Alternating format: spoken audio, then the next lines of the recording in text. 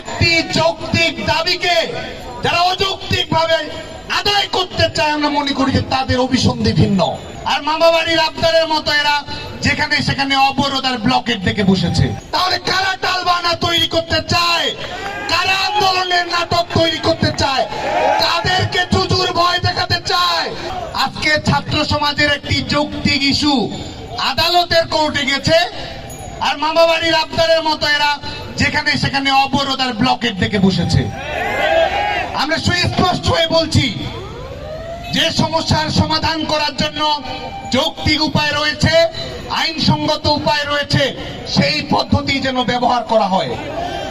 High court সরকারের প্রজ্ঞাপনের উপরে সরকারের প্রজ্ঞাপন বাতিল করেছে। সরকার পক্ষই সেখানে আবেদন করেছে যে নির্বাহী বিভাগের আদেশ বাতিল করা সঙ্গত নয়। কোটা ব্যবস্থা নিয়ে শিক্ষার্থীদের সুনির্দিষ্ট মতামত রয়েছে এবং সেটি বাস্তবায়ন করার সুনির্দিষ্ট প্রক্রিয়া রয়েছে। আজকে আমাদের আপিলের ডিভিশন, আপনারা জানেন যে হাইকোর্টের রায়ের উপরে স্ট্যাটাস কো দিয়েছে। হাইকোর্টের রায় স্থিতাবস্থা প্রয়োগ করা হয়েছে। আজকে এই মুহূর্তে আমাদের এই রাজু ভাস্কর্যে যারা চাকরির পরীক্ষা দিতে চায়, শাহবাগে যারা বসে আছে, যারা চাকরির পরীক্ষা দিতে চায়, কারোর জন্যই কোটা প্রযোজ্য নয়। রাইট নাও বাংলাদেশে কোনো ধরনের কোটা নেই। এটি আমাদের আপিলেট বিভাগ এই মধ্যবর্তী সময়ের জন্য চূড়ান্ত নিষ্পত্তি হওয়ার আগ পর্যন্ত এই আদেশ দিয়েছে, এই স্ট্যাটাস কো দিয়েছে।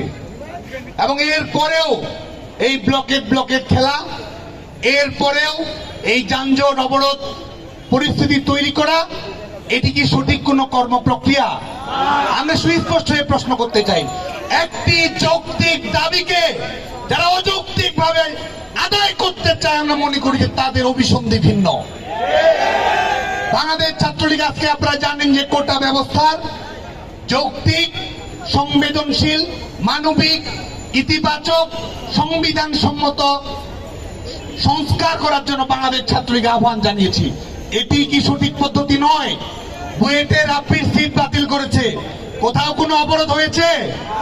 ক্লাস পরীক্ষা বাতিল হয়েছে? শিক্ষার্থীরা জনগণের জীবনে দুর্ভোগ সৃষ্টি করেছে? আইন সঙ্গত উপায় অবলম্বন করে আজকে রাফি বুয়েটে তার যে সিট ছিল সেই সিটে ফিরে গেছে। বাংলাদেশ ছাত্রলীগ মাননীয় প্রধানমন্ত্রী বঙ্গবন্ধু দেশরত্ন শেখ হাসিনা সরকারি কোটা নিয়ে 2018 সালে একটি সিদ্ধান্ত দিয়েছিল। এই সরকারই তো দিয়েছে, এই সরকার পক্ষের আইনজীবীরাই তো আদালতে লড়ছে। আওয়ামী লীগ সরকারই তো বলছে যে আমরা সমস্যার সমাধানে আন্তরিক।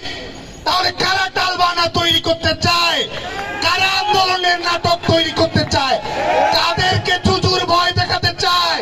রাজপথ থেকে জন্ম নিয়েছে ছাত্রলীগ, রাজপথের রাজা হচ্ছে ছাত্রলীগ।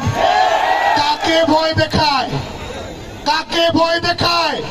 সমস্ত বাধা নিষেধ, ভয় বিপত্তি উপেক্ষা করে বাংলাদেশ ছাত্রলীগ এই বাংলাদেশের স্বাধীনতা আন্দোলনে, গণতান্ত্রিক আন্দোলনে, শিক্ষার্থীদের অধিকার আদায়ের আন্দোলনে নেতৃত্ব দিয়েছে।